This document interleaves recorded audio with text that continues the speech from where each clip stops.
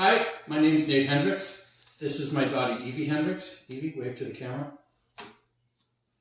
She's 13, but for the purposes of this video, we're pretending like she's a third grader. We read the book Bridges Are to Cross, but before we start talking about the bridges and the book that we read, we're going to do a little bit of review. Evie, earlier in the year, we talked about different kinds of lines, right? I guess so, yeah. What kind of lines are there? There's diagonal lines and curved lines and straight lines. Excellent. Can you come up here and show me an example of a diagonal line? So we're just going to take the yarn and put the thumbtack on a diagonal line for me. All right. That's a diagonal line. Excellent. So now how about a curved line? Can you put your thumbtack on a curved line for me? There's a curved line. And the last one we're going to do is a straight line. Can you put your thumbtack on a straight line for me? It's a straight line. Very nicely done. Go ahead and have a seat. So in this book we saw a bunch of different kind of bridges, and we've got pictures of some of them up here. The one we'll start with, which also happens to be at the beginning of the book, is this one. Evie, do you know which one this is? The Golden Gate Bridge. The Golden Gate Bridge. And you've walked partway across the Golden Gate Bridge. They call this a suspension bridge. Do you know what suspend, what that means to suspend? To like hold up. To hang from. Hang from, yeah. So looking at this picture, you see the road? Yeah. What is the road hanging from? The strings. The cables? Yeah. The cables that go up and down. So you've got a really big cable that makes a big curved line there. And then you've got cables that are a little bit smaller going down. So the roadway is hanging, it is suspended from the cables. It's called a suspension bridge. So the next one, so this is also a suspension bridge because it's hanging, but they call it a rope suspension bridge because it's all made out of rope. And you see these mainly in South America, and they have to rebuild them every year as the rope starts to wear out. And some of them are big enough that alpacas can go across it. Wow. There's even one in South America that's all made out of the roots of trees. So they go and they weave the roots of the trees together, and it looks very much like that. You can see a person walking across it. What do you think? Would you be brave enough to walk across that rope bridge? No?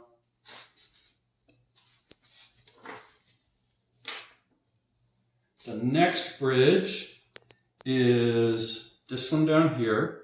It is called a protected wooden truss bridge. Why do you think they have a roof over the bridge, Evie?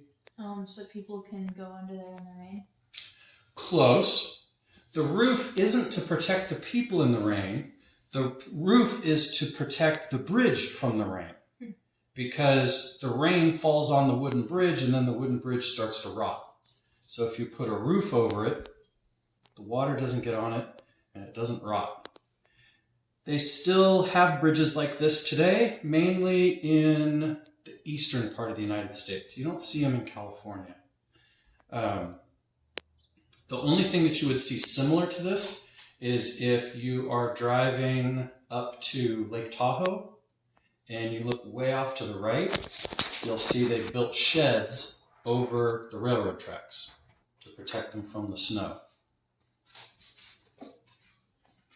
So the next one we're going to talk about is the Tower Bridge, which is a drawbridge. That's right here with the diagonal lines. Why do you think they built a bridge that can open up in the middle? So that boats can go through. Exactly. Otherwise the boats would crash into the bridge and they'd have to keep rebuilding it. That would be a bummer for everybody. There are some drawbridges that don't open this way. They have a straight piece going from tower to tower, and the whole straight piece goes up in the air altogether. That's a fancy drawbridge. But this is the Tower Bridge, different from London Bridge, but both still in London.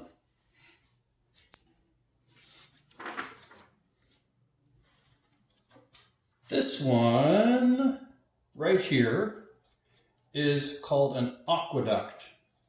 It's a bridge, but what goes on this bridge? Do cars and trains go on this bridge? Boats. Boats. This is a bridge that holds water, and it's hard to see from the picture because the picture is really, really old.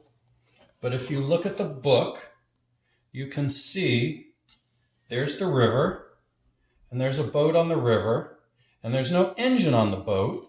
The boat is pulled by a horse. So it's really a barge because there's no engine on it. And that's what they used to move goods and services around, again, mostly the eastern part of the country before railroad trains. So like before the 1800s. This was how most of the goods got moved around the East Coast. It's the only bridge in the book that doesn't transport cars or trains.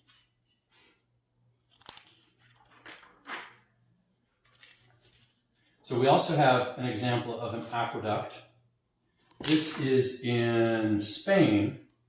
This aqueduct was not used for barges. This is an example of an aqueduct that the Romans built, and it was just used to transport water from a place where they had a lot of it to a place where they didn't have much of it. And they still exist today. We're going to skip these because we don't have pictures of them on our board. This one is in Italy. It's actually in Venice. You know how I know it's Venice? No. Well, one, because it's printed right there, but also because the guys in the boats, they're called gondolas, and the bridge so that they can go back and forth with the boats. But this is a simple, there's the arch, and it's built out of stone, so they call it a stone arch bridge. We've got one of those up there. I liked it because it had a curved line and straight lines, and a whole bunch of curved lines and some straight lines.